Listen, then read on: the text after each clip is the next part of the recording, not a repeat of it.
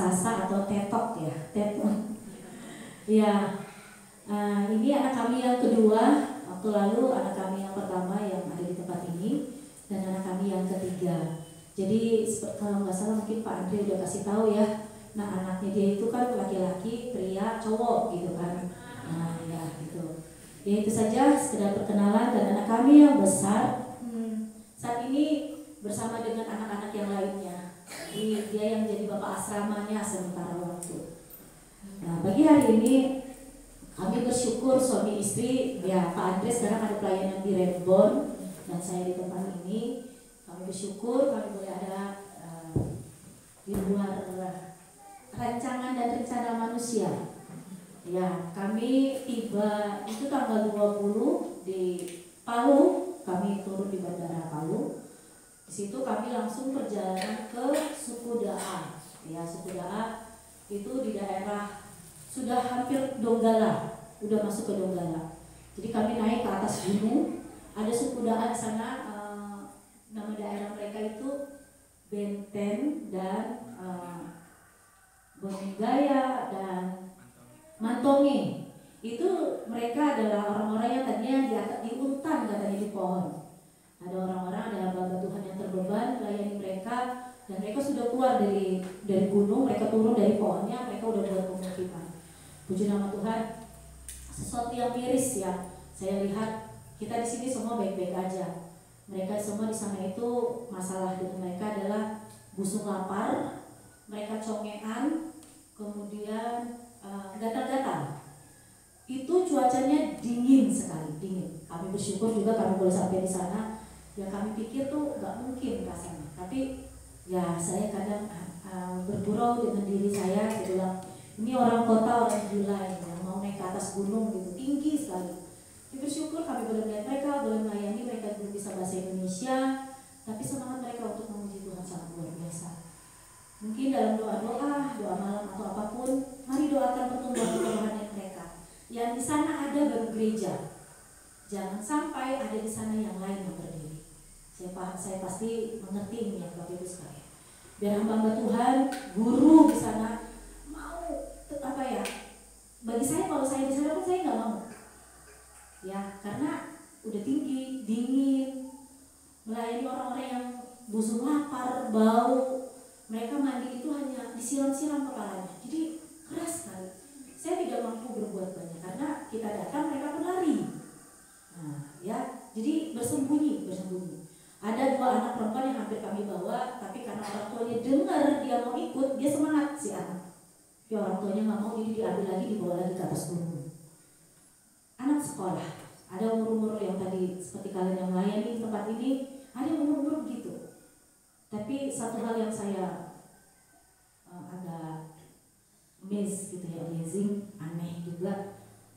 Yang perempuan-perempuan udah dandan juga gitu ya, lipstick apa semua begitu. Tapi yang anak-anak umur kecil itu masih busung lapar rambutnya. Ini adalah hal yang harus kita ketahui bersama. Selama ini kami tidak tahu ada pelayanan yang seperti ini. Dan kami pun tidak tahu kenapa Tuhan taruh di hati kami. Kami mau naik ke atas gunung, biaya, dana, tenaga, air mata, dan lainnya. Tapi Tuhan buat mujizat yang besar. Oke, itu saja sekilas. Kita akan langsung mendengarkan firman Tuhan pada pagi hari ini. Kita buka kitab kita dalam kitab Daniel. Daniel pasal 1 ayat 1 sampai yang ke-9. Hari ini saya rindu menyampaikan firman Tuhan itu menghadapi hari-hari ke depan. Hari-hari yang kata dunia yang menakutkan. Saya lihat tema Natal di sini, ini tema Natal ya, Pak Pendeta. Jangan takut. Pertama, apa yang kita lihat dari kisah Daniel? Tuhan izinkan sesuatu terjadi dalam kehidupan kepemimpinan anak-anak Tuhan. Daniel boleh menjadi bagian daripada orang-orang yang ditawan. Daniel menjadi bagian daripada kesalahan pemimpinnya, mereka ditawan sehingga dia pun kena, dia ikut. Tapi puji syukur kepada Tuhan, seperti yang kita telah baca tadi, Berdasarkan titah raja, carilah orang-orang dari keturunan raja dan bangsawan, pilihlah yang tidak bercela dan yang memahami perawakan, yang memahami berbagai hikmat pengetahuan, banyak yang mempunyai pengertian tentang ilmu, yakni orang yang cakap. Jangan kemudian kita menjadi orang yang tanda kutip ditawan dengan rasa ketakutan. Siapa yang suka dalam kondisi seperti apa yang dialami Daniel dan teman-teman, bahkan bangsa Yehuda pada waktu itu? Nama yang disebutkan dicatat, sebenarnya mereka banyak tawanan.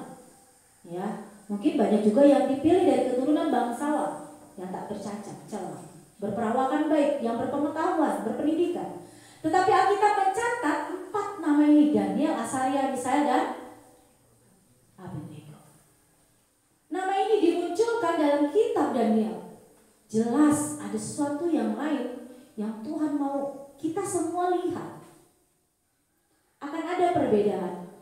Walaupun dalam situasi yang gak mungkin, siapa sih yang mau ditawan? Siapa sih yang mau dalam keadaan kondisi yang seperti itu? Jelas kita semua tidak mau. Ini adalah tawanan, tanda kutip, mereka karena dosa bangsa Israel. Tuhan mengizinkan ada bangsa yang besar bawa pemimpinan Nebukadnezar. Karena bangsa Yehuda, bangsa Israel itu mereka ada dalam penyembahan berhala dan jauh dari Tuhan. Tapi dalam situasi dan kondisi yang seperti itu pun, lihat cara Tuhan bekerja. Mungkin kita saat ini tidak seperti itu, ada tawanan. Tapi kita dalam ketertawanan pikiran kita, sehingga membuat kita tidak mampu untuk berkembang, membuat kita ragu untuk maju melangkah. Ada ketertawanan dalam bentuk lain, di pikiran, hati, yang membuat kita tidak mampu untuk mengasihi orang-orang di sekitar kita, bahkan hati kita udah mulai dingin. Ketertawanan yang saya katakan secara roh, yang mungkin kita pikir itu biasa. Mari kita semua untuk keluar dari segala ketertawanan pikiran kita yang membuat kita menjadi apa? Tidak punya ide yang baru, yang membuat kita apa? Tidak punya hal-hal yang baru yang dikerjakan. Beberapa waktu lalu ketika COVID menyerang, ada orang-orang yang usaha makan, ya, rumah makan, restoran yang seperti itu. Ini anak-anak Tuhan. Dan ketika semua itu menerpa, dia datang berlutut di kaki Tuhan, dia berdoa sama Tuhan. Tuhan apa? Dan ketika dia datang kepada Tuhan, Tuhan kasih ide baru. Dia buat kue awalnya, kemudian dia bagi-bagikan. Dari situ, buat makanan dia bagi-bagikan. Dari situ menjadi ide baru untuk dia usaha. Akhirnya ada orang yang pesan-pesan makanan lewat dia. Karena ada orang yang dia apa? Yang dalam karantina, nggak bisa beli makanan, semua. Ini yang disebut ada ide baru. Kadang kita dalam situasi, kondisi yang tertawan, yang situasi yang bagi kita nggak mau terima. Ini di luar kemampuan kita. Tapi apa yang dicontohkan oleh Daniel adalah berbeda. Tuhan membuat perbedaan.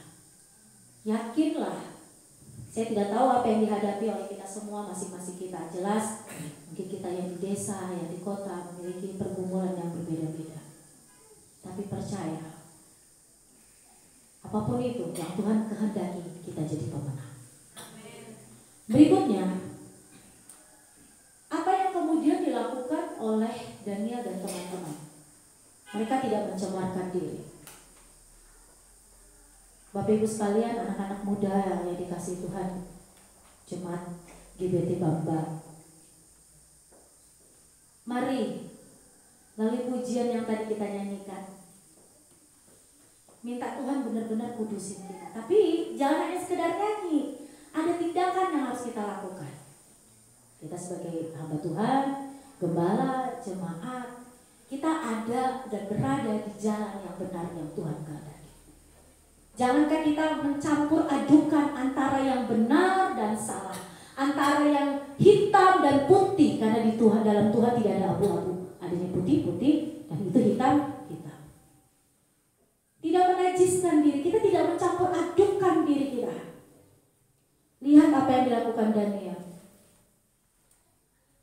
hanya makanan yang tidak sama dengan dunia. Ya, dia ada dalam posisi di mana tuh? Dia ada dalam kerajaan. Dia nggak samakan dirinya ikutin alur dunia, ikuti cara kerja dunia.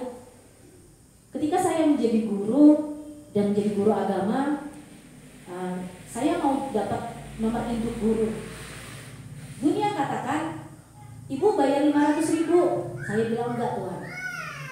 Tuhan, kalau Tuhan mau angkat saya, Tuhan yang angkat, saya tidak mau pakai cara dunia. Saya datang, saya urus, dan pada akhirnya puji nama Tuhan. Nomor induk guru saya keluar tanpa saya keluar sepeser juga. Dan bagi saya katakan itu hadiah dari Tuhan. Saya mengajar jadi guru agama di satu daerah yang hampir 6-10 SD, ya, anak-anak negeri yang gak punya guru agama di awal pelayanan saya. Dan itu hadiah. Saya gak pakai cara dunia. Ada orang satu gereja saya, dia memakai uang, dan apa yang dia dapat? Dia tidak dapat apa-apa. Untuk kita semua, apa yang menjadi imanmu, kamu tidak mau pakai cara dunia, Tuhan yang akan bekerja. Tuhan yang akan bekerja. Dan katakan kepada Tuhan, Tuhan, bela aku. Jangan permalukan. Apa yang Daniel kemudian dapatkan? Dia tidak mencemarkan dirinya, didapati apa? Badannya lebih bagus, perawakannya lebih baik, dan mereka didapati 10 kali lebih pintar. Anak-anak muda di sekolah kami sangat ketat, tidak boleh untuk anak-anak mencoba untuk mencontek dan yang lainnya. Mereka supaya melatih diri mereka dari perkara kecil, tidak mau pakai cara dunia. Ini yang perlu bagi kita untuk kita pahami, melatih diri kita. Melatih diri kita untuk bersandar pada Tuhan, nggak pakai cara dunia. Mencontek, apalagi sekarang kalau misalnya ulangannya pakai handphone. Kalau handphonenya bisa 2 layar misalnya. Jadi cari jawaban. Tapi kadang Google nggak selalu benar, si paman Google itu. Justru salah. Khususkanlah diri kita untuk Tuhan. Hatimu nggak mau kamu cemari. Hatimu nggak mau kamu taruh dengan pikiran orang yang menganggap engkau buruk. Hatimu kamu mengkuduskan untuk Tuhan, walaupun orang berkata buruk tentangmu. Walaupun orang berkata kamu bukan siapa-siapa, tapi bagi Tuhan kamu berharga. Dan khususkan dirimu. Usahakanlah diri kita untuk tidak menaruh perkara-perkara yang bagi kita tuh gak perlu taruh di kepala kita. Gak usah cemari dengan perkataan orang sehingga kita tersinggung. Gak usah kita cemari hati kita dengan kedengkian. Mari bersihkan terus. Jangan cemari. Karena tubuh kita ini bagi Allah. Mungkin kita gak paham kalau selama ini perkara itu ternyata membawa bagi kita itu hanya apa sih? Kedukaan. Akhirnya kita apa? Malas ke gereja. Kasih kita akan saudara menjadi dingin. Karena kita cemari kepala kita, hati kita dengan perkara-perkara yang disuntikkan oleh si jahat. Iblis mau bekerja melalui banyak dan berbagai macam cara. Sebenarnya dari mulai kemarin tanpa disengaja, mulai dari perjalanan kami, tiba-tiba gusi saya bengkak dan itu saya sakit sekali. Sampai saya nangis. Karena saya ingat kalau anak-anak di rumah saya menangis, saya bilang, kalau kamu nangis, apa yang berubah? Kan mereka jauh dari orang tua. Akhirnya saya sendiri ngalamin gitu ya, saya nangis karena sakit sekali. Sampai Pak Andre cari obat yang kadarnya tinggi, akhirnya turun. Saya mau pelayanan ini, saya diterpa sakit penyakit yang iblis cari celah, cerah. Sampai kemarin tiba-tiba saya panas dingin. Tadi subuh sebelum kesini saya minum obat. Saya bilang, Tuhan apa yang Tuhan mau kerjakan sampai Tuhan izinkan saya harus sakit. Saya hanya berpikir apa? Saya tidak mau cemari pikiran saya dan kemudian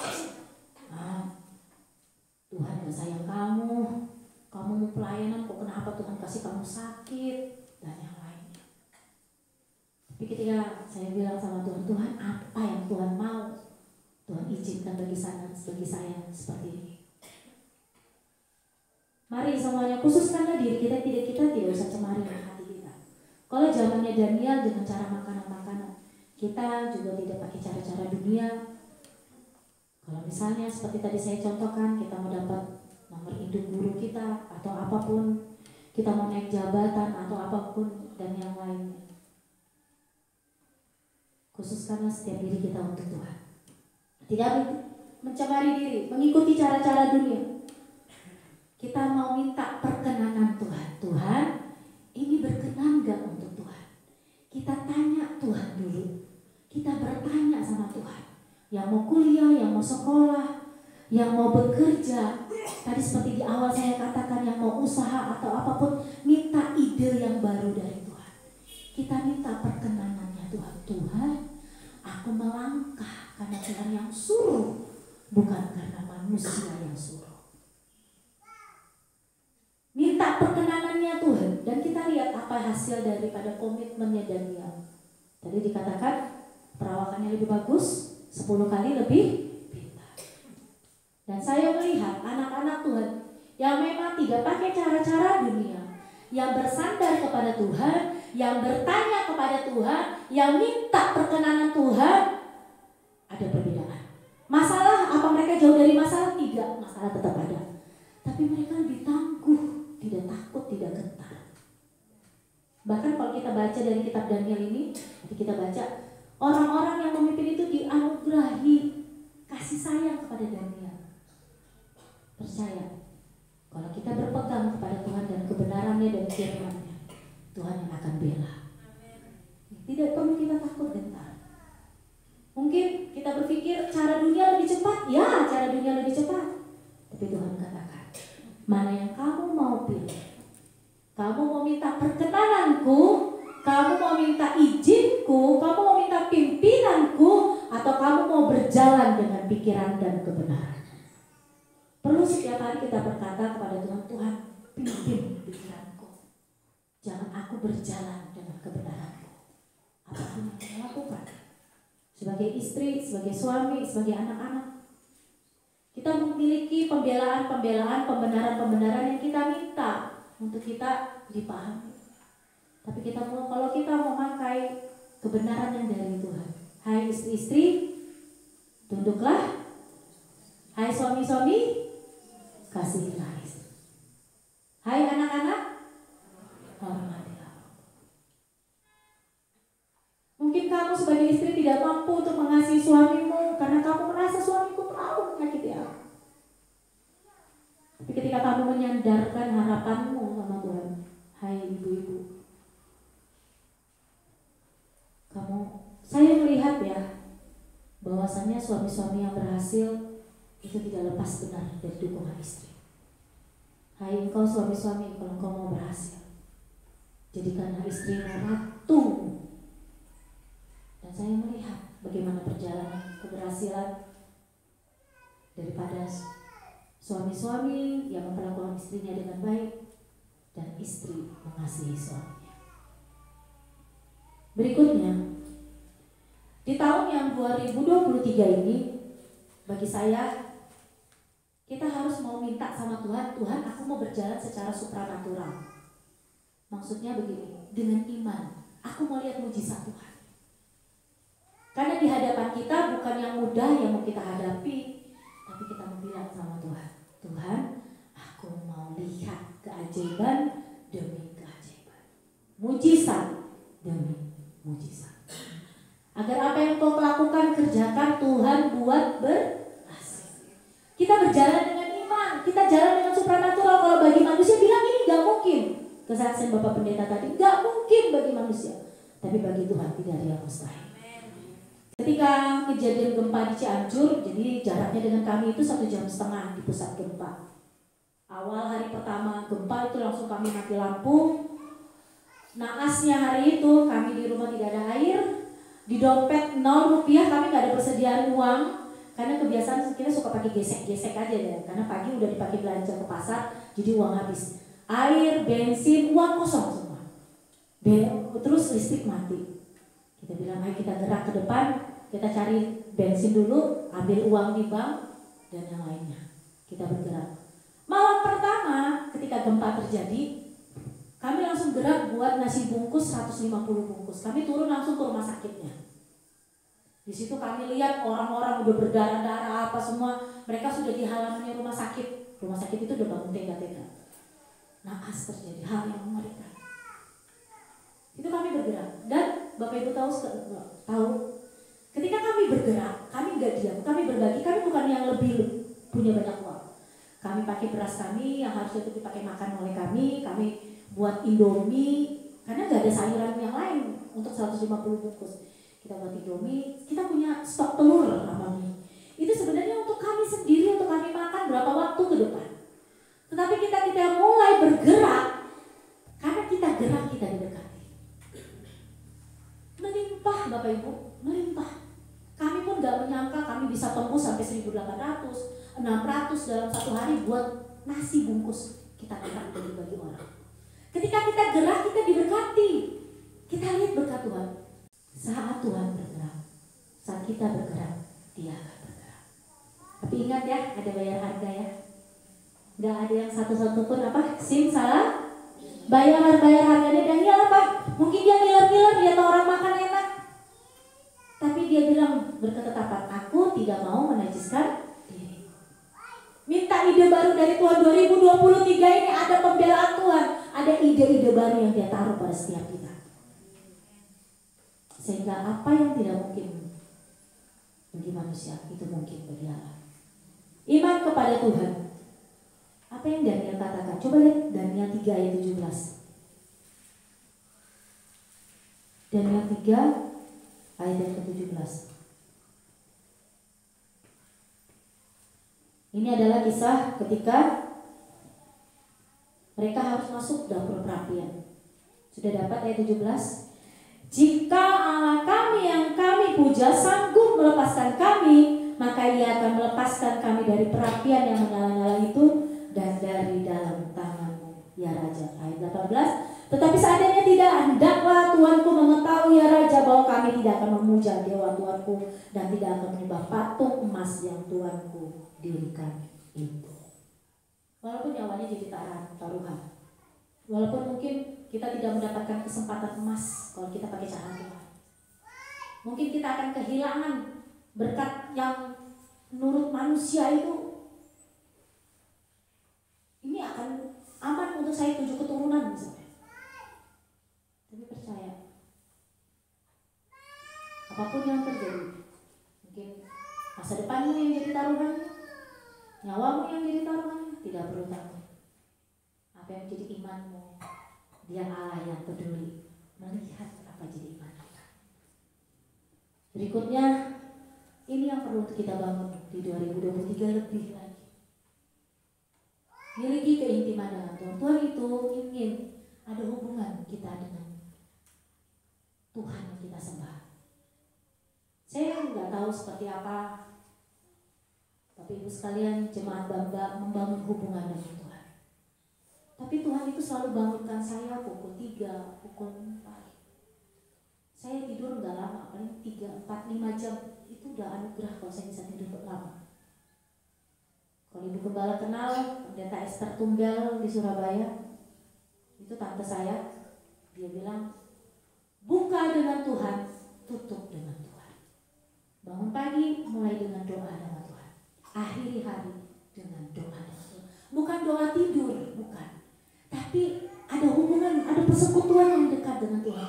Daniel walaupun dia menghadapi di depannya, kalau ada bunyi gambus, kecapi, dia harus nyembah patung, dia gak mau. Itu di Daniel pasal 6. Dia tetap sehari 3 kali menghadap Tuhan yang hidup. Dia gak takut walaupun nyawanya jadi taruhan. 2023 seperti ini Ebenezer. Sampai sini 2022 Tuhan menolong, dan Tuhan tetap akan menolong Ebenezer. Tapi bangun hubungan dengan Tuhan. Gak ada jadi Kristen simsalabim, gak ada kita gak mau bayar harga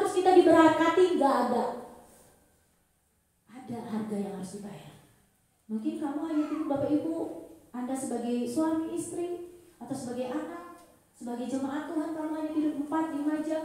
Yang lainnya kamu habiskan bangun pagi-pagi berdoa dulu, datang dulu sama Tuhan. Saya suka sedih ya, orang yang punya usaha warung sayuran. Kalau dia pergi ke pasar misalnya jam 2, terus supaya dia bisa pulang untuk buka warungnya jualan. Untuk itu aja itu berjerih lelahnya seperti apa loh. Gimana hubunganmu dengan Tuhan untuk bangun manusia rohanimu agar jiwamu kuat, agar imanmu kuat? Kita gak ada usaha yang seperti itu.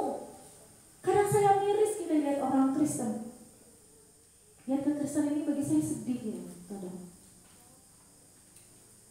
Kita mau berpikir saya mau istirahat, pulang di rumah capek, saya sudah capek, saya mau tidur. Kita gak berpikir mau doa dengan Tuhan. Bagaimana dengan pembacaan firman-Mu? Apakah dalam satu hari engkau punya hubungan menyapa Tuhan melalui Alkitab? Bagaimanakah dengan hubunganmu di dalam doa dengan Tuhan? Apakah engkau memanggil Dia Aba ya Bapa? Tuhan rindu kita semua punya hubungan dengan Tuhan. 2023 benahi dari kata Bapak Gembala.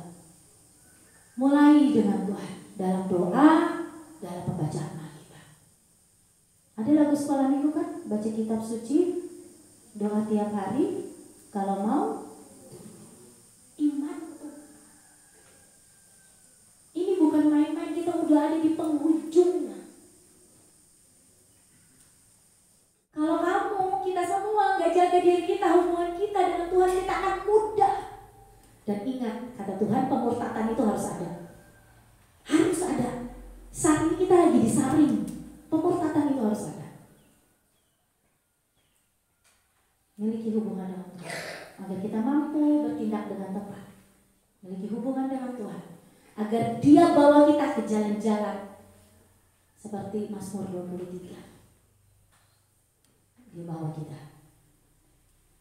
Di tahun ini andalkan Tuhan. Di tahun ini kita mau bergerak, mau buat apa, bertanya sama Tuhan. Minta pimpinan Tuhan. Minta pimpinan Tuhan. Agar apa? Semua yang kau lakukan Tuhan buat berhasil. Ibu-ibu banyak berdoa untuk suami. Saya ingat ketika Pak Andre dia harus pindah dari pekerjaan yang satu ke pekerjaan yang lain. Kerja saya hanya nangis doa sama Tuhan. Saya sempat berpikir kita mau jadi tukang bakso aja deh. Tapi Tuhan gak biarin anak-anak Tuhan. Justru pegang sekolah, mengajar di 2 STT. 2 STT yang bonafit ya bahasanya. Berjalan dengan Tuhan. Hai istri-istri, hai ibu-ibu, engkau banyak berdoa suamimu dibela Tuhan. Itu saya selalu bilang sama anak-anak, saksi hidup. Ya, saya rasain bagaimana Tuhan membela. Taruhlah pengharapan pada Tuhan. Coba lihat Matius 12 ayat 21. Matius 12 ayat 21. Walaupun kayaknya gak mungkin untuk berharap, ini mustahil, tapi percayai Dia. Bahasa yang selalu saya pakai, Tuhan itu mau dipercayai loh sama Bapak Ibu. Tuhan itu mau loh dipercayai oleh umatnya yang Dia kasihi. Tuhan mau dipercayai oleh kita. Jadi ketika ada dalam lembah kekelaman, kita ini dibilang tidak mungkin, di hadapan kita terlalu berat. Percayai Dia. Seperti yang Daniel katakan, kalaupun Allah kami nggak bisa meluputkan kami, ya udah nggak apa-apa. Percayai Tuhan. Dia yang akan bertindak. Pada akhirnya apakah yang kemudian Daniel dapatkan? Kedudukan, kekuasaan dan pengakuan. Mulai saat ini sembahlah Allah Daniel. Ada kan itu ayatnya? Pada saat ini biar anak-anak Tuhan tampil menjadi terang di tengah kegelapan yang dunia katakan. Sehingga mereka boleh lihat Kristus dalam kita. Ada pengakuan Tuhan orang Kristen lain. Tuhan yang disembah si A lain karena dia rajin ke gereja, dia doa, dia puasa. Saya tidak tahu apakah dari setiap kita punya komitmen dalam 1 bulan saya mau belajar puasa. Setiap hari saya berkomitmen baca Alkitab berapa pasal. Saya mau buka hari dengan Tuhan dan saya tutup hari saya dengan Tuhan. dengan doa. Saya nggak tahu apakah mungkin kita baru dengar ini, tapi saya katakan 2023, mari mulai dengan Tuhan. Buka harimu dengan Tuhan, tutup harimu dengan Tuhan, bacalah Alkitabmu, kemudian ambil waktu untuk puasa. Sesuatu yang di luar kemampuan kita harus kerjakan juga dengan supranatural, yaitu doa puasa. Doa puasa. Agar ada pengakuan di hadapan Tuhan dan dunia.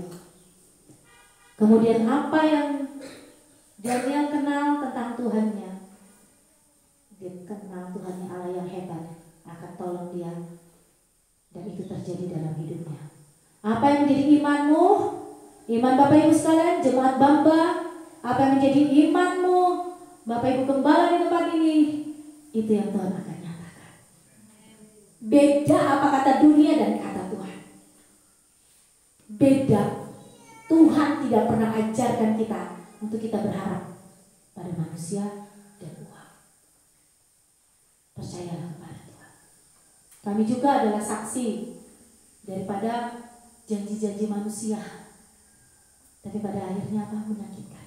Di pelayanan ini, karena dari channelnya Pak Andre, banyak orang yang datang ke kami bertanya apa yang bisa kami bantu dan yang lainnya. Tapi berjalannya waktu, kalau memang Tuhan gak kehendaki, itu tidak jadi milik kami. Harapan dari manusia itu sakit. Kadang di depan itu terlihatnya seperti apa? Oh, ini mungkin jawaban doa. Tapi berjalannya waktu, Tuhan memurnikan setiap hati kita. Kita mau lihat yang di depan mata atau kita mau belajar melihat dengan iman? Belajar lihat dengan iman. Mama saya saat ini dia berumur 75 atau berapa ya? Hari-harinya dia hanya berdoa, doa. Dia seorang janda, dia doa. Ada pelayanan gereja, saya nggak tahu di gereja ini diberlakukan seperti itu nggak. Jadi ada GPDI Bukit Hermon. Jadi janda-janda itu mereka yang sudah lansia dan janda, anak-anaknya sudah berhasil. Jadi mereka oleh gereja dibuatkan tugasnya doa. Dibuatkan pelayanan, mereka pelayanannya doa. Mungkin di gereja ini mau pakai cara seperti itu atau bagaimana? Mari banyak-banyaklah berdoa, bersandarlah kepada Tuhan. Apa yang menjadi imanmu, apa yang menjadi kepercayaanmu, Dia Allah yang tidak mengecewakan. Karena Dia akan bawa kita jadi pemenang. Dan untuk kita menjadi pemenang itu ada prosesnya, bayar harga. Dan Dia tidak mencemarkan diri dengan cara dunia. Walaupun taruhannya nyawa, dia tetap percaya kepada Tuhan. Mari song-song 2023 ini tidak hanya dengan kata-kata, tapi dengan perbuatan. Imanmu nyatakan di dalam hari-harimu berjalan bersama dengan Tuhan. Mari saya undang sama-sama kita bangkit berdiri. Kita tahu lagu ini gak? Musim akan selalu